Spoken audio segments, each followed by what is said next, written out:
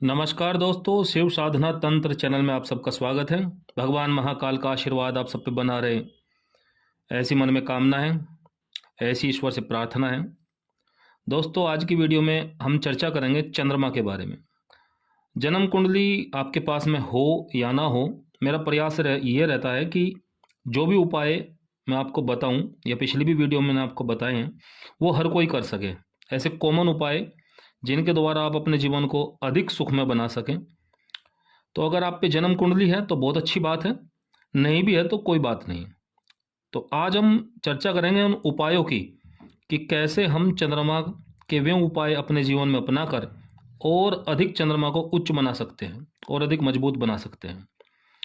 लेकिन किसी भी तरह के उपाय करने से पहले थोड़ा उसके बारे में जानना जरूरी है कि वे किस किस चीज़ का प्रतिनिधित्व हमारे पूरे जीवन में करता है।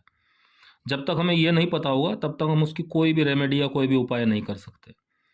तो दोस्तों, चंद्रमा हमारी भावनाओं को, हमारी जो फीलिंग्स होती हैं उनको, धन को, गतिशीलता, जीवन में जो परिवर्तन है, गतिशीलता है, मूवमेंट है, चंचलता, नदी, तालाब, मोती, वर्ग की अगर मैं बात करूं, ब्राह्मण वर्ग, धातुओं में चांदी, दूध, श्वेत रंग यानी कि सफ़ेद रंग, और हम सब अपने पितरों पूर्वजों का कितना सम्मान करते हैं, इस भावनाओं को।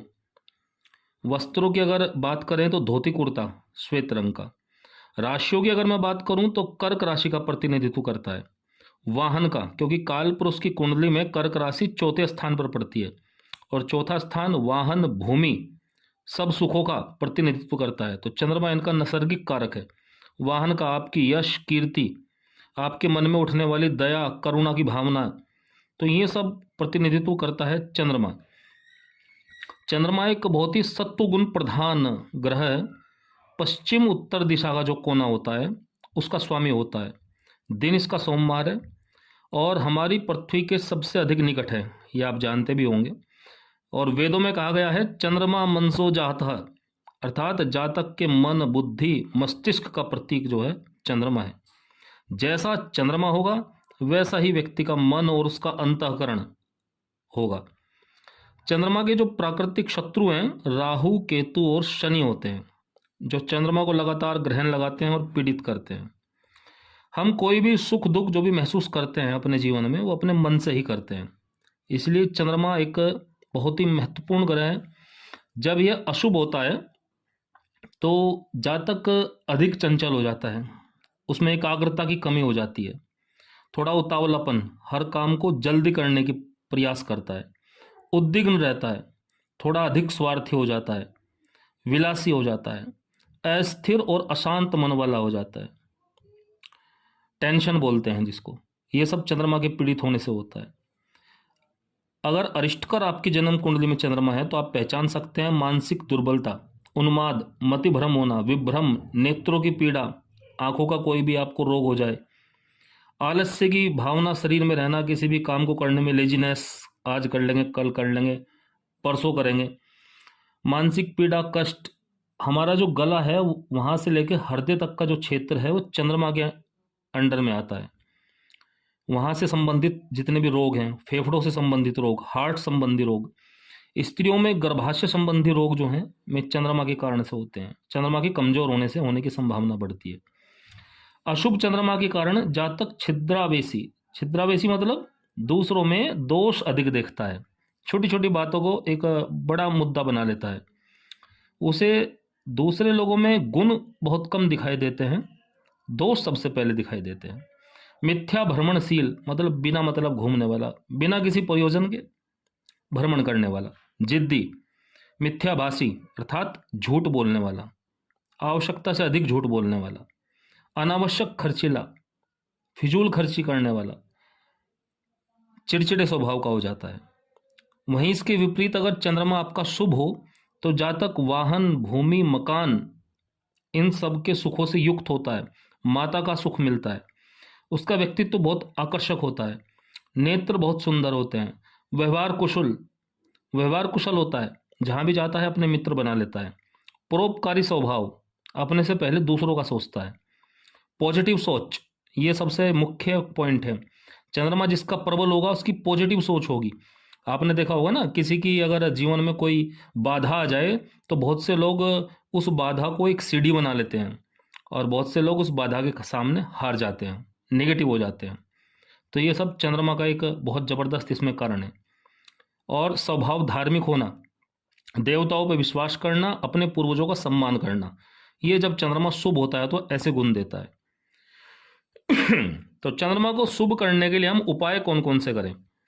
दोस्तों, उपाय तो आपने बहुत भी सुने होंगे, इससे पहले बहुत वीडियो आपने देखी होंगी, पढ़ा भी होगा, लेकिन मैं आपको बिल्कुल प्रैक्टिकल उपाय बताऊंगा जिनको अपनाकर आप चंद्रमा को और अधिक शुभ बना सकते हैं। और अगर आप इन्हें नहीं अपनाते, आप कितने ही उपाय कर लीजिए, शिवलिंग पर जल चढ़ा लीजिए, भगवान शंकर का जाप कर लीजिए, आपको उतना लाभ नहीं होगा। मैं ये नहीं कह रहा कि लाभ बिल्कुल नहीं होगा, लेकिन उतना लाभ नहीं होगा।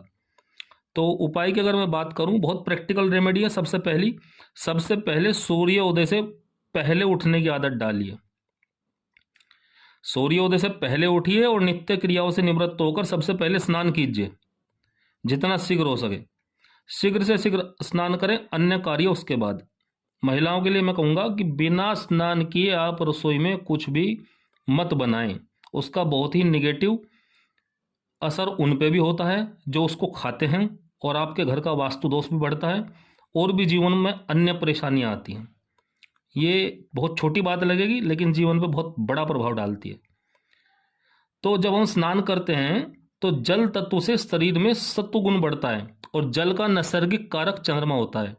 रात्रि में जब हम सोते हैं तो हमारे अंदर जो है तमोगुण का प्रभाव होता है, और जब हम नित्य क्रियाओं से निवृत्त होने के बाद स्नान आदि करते हैं तो हमारे अंदर सत्व गुण बढ़ता है। नेचुरल आप महसूस करके देख लीजिए, जिसे आप बोलते हैं कि बहुत ताजगी आ गई, तो वो सत्व का बढ़ना है, फ्रेशनेस का बढ़ना है। तो ये चंद्रमा को प्रबल करने का पहला उपाय है।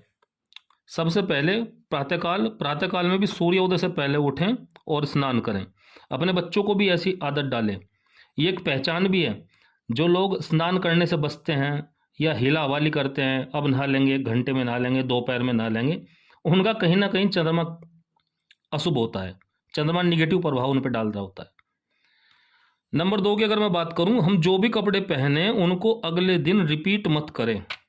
मतलब हमारे जो कपड़े हैं वे भी चंद्रमा का प्रतिनिधित्व करते हैं।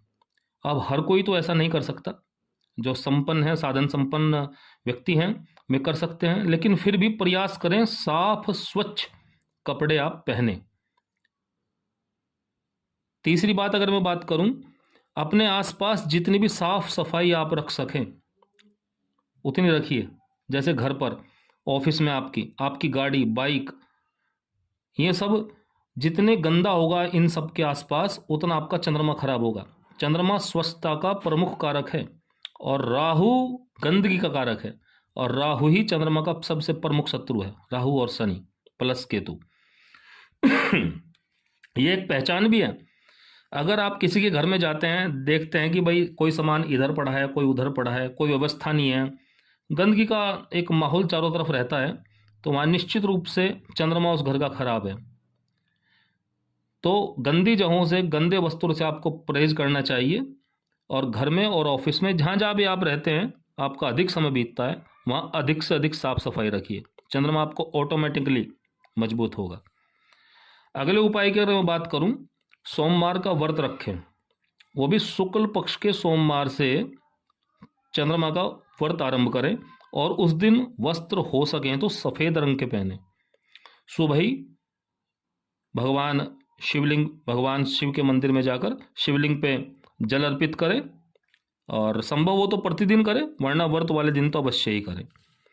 रात्रि को सोने से पहले हल्का गर्म दूध, ना तो ठंडा हो ना ही बहुत तेज गर्म हो, कांच के गिलास में मत पिए, स्टील का गिलास हो, उसमें आप 1 गिलास दूध लें, उसमें हल्दी या केसर, या संभव हो तो दोनों मिला लें, क्योंकि दूध प्रतीक है आपके चंद्रमा का, और केसर और हल्दी प्रतीक होते हैं गुरु बृहस्पति महाराज का। तो हमने क्या किया, हमने चंद्रमा के साथ गुरु को मिलाया, और गुरु आप जानते हैं ज्ञान का प्रतीक है, और गुरु ग्रह चंद्रमा की कर्क राशि में ही उच्च का होता है। तो जब जब इन दोनों का मिलन होता है तो जीवन पे बहुत पॉजिटिव इफेक्ट पड़ता है, और ये रात्रि के समय ही करना है उपाय आपका, क्योंकि चंद्रमा रात्रि में अधिक बली होता है। अगले उपाय की अगर मैं बात करूं, यदि चंद्रमा राहु या केतु से पीड़ित है तो व्यक्ति के अंदर इन्फीरियरिटी कॉम्प्लेक्स बोलते हैं वो आता है, मतलब हीनता की भावना। जो दूसरों के पास है वो मेरे पास क्यों नहीं है, या जैसा दूसरा दिखता है वैसा मैं क्यों नहीं दिखता। तो राहु कहता है कि तुमको भी ऐसा ही बनना है, या तुम्हारे पास भी ये संसाधन होने चाहिए, चाहे वे जैसे भी हों। वहां ये नहीं देखा जाएगा, मन ऐसा नहीं सोचेगा धर्म से अधर्म से, कैसे भी हों येन केन पराक्रेण, हमको वो साधन चाहिए। तो ऐसा राहु चंद्रमा पर निगेटिव इफेक्ट डालता है, तो वहां भी इन सब उपायों को करना बहुत जरूरी हो जाता है। अगली मैं बात करूं, बहुत महत्वपूर्ण, किसी भी प्रकार की नशीली वस्तु से दूर रहें। नशे का सामग्री कोई भी हो, शराब हो या अन्य कोई भी सामान हो, सब शनि और राहु के अंडर में आते हैं। जब जब इनको आप अपने से मिलाएंगे आपका चंद्रमा और शुक्र दोनों खराब होंगे।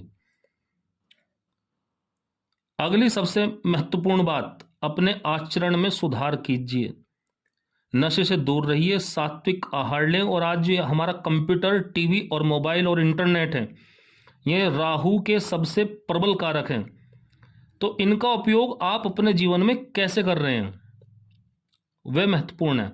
आप अडल्ट कंटेंट देख रहे हैं, पोर्नोग्राफी देख रहे हैं, या बहुत ऐसी सामग्री मोबाइल या टीवी पर देख रहे हैं जो कहीं से भी उचित नहीं है, तो आप ऐसा करके कर क्या रहे हैं। आज तो आपको बहुत अच्छा लग रहा होगा, लेकिन इन फ्यूचर आप अपने शुक्र को बर्बाद कर रहे हैं। और ये चंद्रमा शुक्र की वृष राशि में ही उच्च का होता है। शुक्र बर्बाद होगा तो चंद्रमा और गुरु अपने आप खराब होंगे, और आपका निश्चित रूप से आने वाले समय में पतन होना निश्चित है।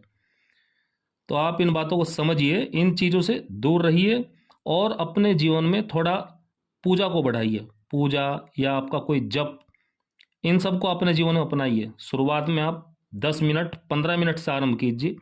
हो सके तो भगवान शंकर का, या जो भी आपका, जिस भी देवता के प्रति आपका रुझान हो, उसका आप कोई भी मंत्र, उसके सतनाम का स्तोत्र, उसका आप सुबह ही सुबह गान करें, दीपक जलाएं। थोड़ा इस ओर आप ध्यान देंगे तो आपका चंद्रमा अपने आप बढ़ेगा। अन्य आप रेमेडी तो बहुत है, अगर मैं आपको बतानी शुरू करूं, लेकिन जब तक आप इन चीज़ों को नहीं अपनाएंगे, कोई भी रेमेडी आपको, कोई भी उपाय आपको उतना प्रभाव नहीं देगा। विशेष रूप से चंद्रमा के अगर मैं उपाय की बात करूं तो श्री महामृत्युंजय मंत्र का जाप आप कर सकते हैं। भगवान शिव का जो अष्टोत्तर शतनामावली है, जिसका मैंने पिछली वीडियो में विधान भी दिया हुआ है, उसको कर सकते हैं। या भगवान शिव से जुड़ी हुई कोई भी आप आराधना पकड़ लीजिए, आपको अपने आप 2 से 2.5 महीने के अंदर जीवन में भारी परिवर्तन दिखाई देगा।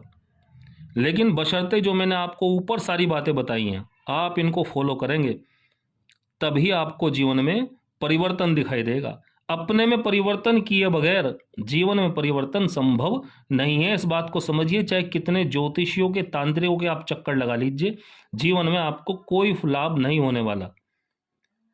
उपाय जरूर कीजिए, लेकिन किसी भी ग्रह के उपाय करने से पहले आचरण में परिवर्तन करना बहुत जरूरी है। विशेष रूप से वो ग्रह जिन जिन चीजों का कारक है, जिन चीजों को अपनाने से वो मजबूत होता है, उन्हें अपनाइए। जिनको करने से वह खराब होता है उनको छोड़िए।